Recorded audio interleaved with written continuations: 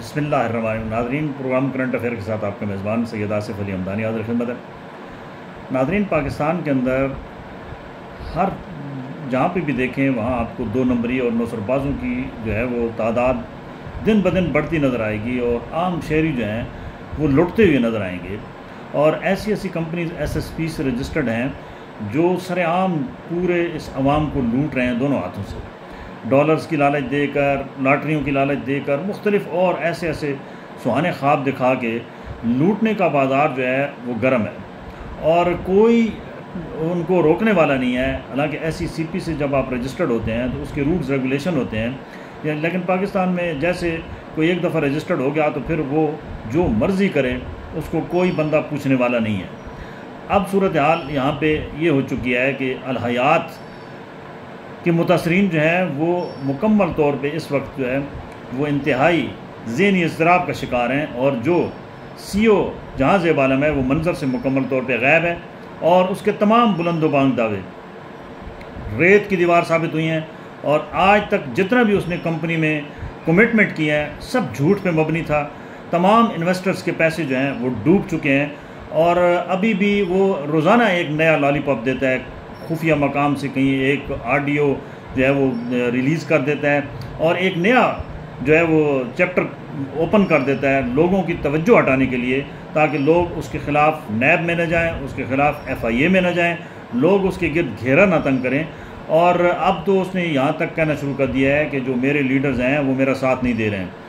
आप जब बार बार ये एक बात की वजाहत करते हैं कि जी ये मैंने पैसे लिए हैं, किसी ने भी नहीं लिया है और अल हयात का क्योंकि CEO मैं हूँ और मैं ही ज़िम्मेदार हूँ इन तमाम आपकी एक एक पाई का, तो फिर आप ये मुरद इल्ज़ाम क्यों ठहराते हैं? वो आपकी अरबों रुपए की प्रॉपर्टी कहाँ गई जो आप सुहाने ख्वाब इन्वेस्टर्स को दिखाते थे, अपने नीचे अमले को दिखाते थे कि मेरे पास अरबों रुपए के प्लाट पड़े हैं DHA में, वो क्यों नहीं बेचते? और आपने तो एक जहाँ ज़ेब आलम साहब मेरे सामने कहा था कि जी मेरा एक प्लाट जो है वो 4-4 अरब रुपए का है और लाहौर का प्लाट आपने कहा जी खुशखबरी है कि वो बिक चुका है और उसका टोकन मैं ले चुका हूँ और मैं लोगों को चुटकी में क्लियर कर दूँगा। लेकिन सद अफसोस कि आपने वो भी झूठ बोला और आपका सारा ओढ़ना बिछोना जो है वो ये झूठ पे मबनी था। शायद यही वजह है कि आज तमाम लीडरान, तमाम ब्रोकर्स मंजर से गायब हो चुके हैं और अल हयात के जितने भी इन्वेस्टर्स थे वो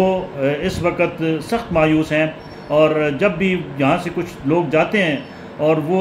वहाँ हेड ऑफिस को ताले लगा के गायब हो जाते हैं, उनका अमला प्रॉपर नहीं बैठ रहा है। ईद गुजर चुकी है, रमज़ान से ये सिलसिला शुरू हुआ और अब बड़ी ईद भी लोगों की इन्होंने ख़राब की, लोगों गरीबों के चूल्हे बुझ चुके हैं और अब तो सूरत हाल यहाँ पहुँच चुकी है कि लोग अब दस्त गुरबान होने लगे हैं और लोगों का पारा ज़रूर क्यों ना हाई हो जब उनको इतने सुहाने ख्वाब दिखाए गए कि आपकी रकम जो है वो हमारे पास महफूज भी है और आपके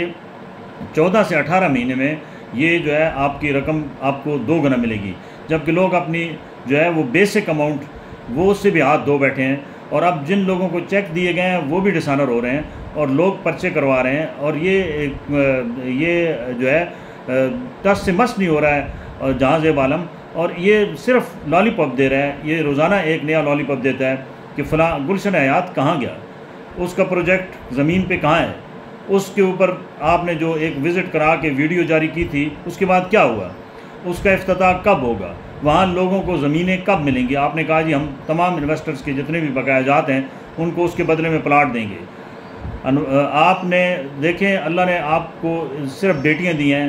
आपका कोई बेटा इसलिए नहीं है कि अल्लाह को ये अदा पसंद नहीं है कि सुन्नत रसूल रख के और आप बड़े धड़ल्ले के साथ झूठ पे अपना कारोबार करें, सूद पे अपना कारोबार करें और तमाम 2 नंबरियों की आपने हद क्रॉस कर दिया है। ये कौन सी इंटरनेशनल कंपनी है जिसके पास लोगों को चंद करोड़ रुपए बकौल आपके के बकाया जाते हैं वो देने के लिए नहीं है? आपके तो 10-10, 20-20, 50-50 हज़ार रुपये के चेक जो हैं वो डिसऑनर हो रहे हैं और वो लोगों की जेबों में घूम रहे हैं और लोग थानों में जाके आपके ख़िलाफ़ दरख्वास्तें दे रहे हैं। और आप किस कंपनी की बात कर रहे हैं? ये कौन सी कंपनी है आपकी अल हयात? ये सब फ्रॉड है। आपने सिर्फ ये लूटने के लिए एक प्लान किया था और चंद आपने जो है वो लीडरान और नेटवर्कर को मिला के आपने अरबों रुपए यहाँ से इकट्ठे किए हैं। और अभी हुकूमत पाकिस्तान और जितना नैब और FIA के इदारे हैं उनको चाहिए कि वो मुतहरिक हों और ऐसे जितने भी लोग हैं, स्मार्ट वाले हैं, ये हैं, और B4U वाले थे, किसी को भी ना छोड़ें और इनको ऐसा इबरत का निशान बनाएं और इनसे लोगों की जमा पूंजियाँ वापस करवाएं, ताकि आइंदा पाकिस्तान में इस किस्म की फ़ेक जो है वो कंपनीज़,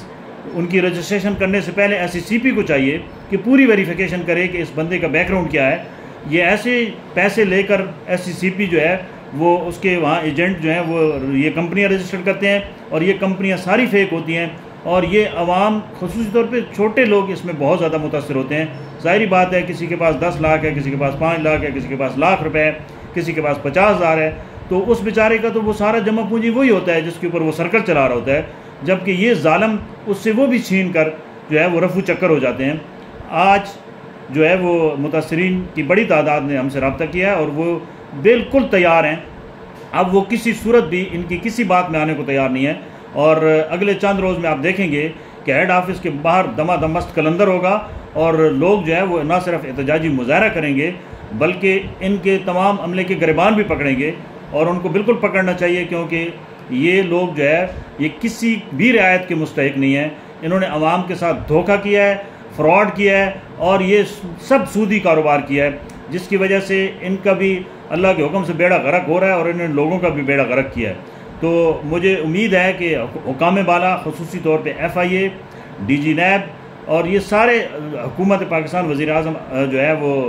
शहबाज शरीफ साहब, आप इस पर फौरी एक्शन लें। मोहसिन नकवी साहब वज़ीर दाखिला, आप भी इन ऐसे गैंगस्टर को जो है वो किसी सूरत भी ना छोड़ें और लोगों की जो जमा पूंजी हैं वो वापस दिलवाएँ। बहुत शुक्रिया।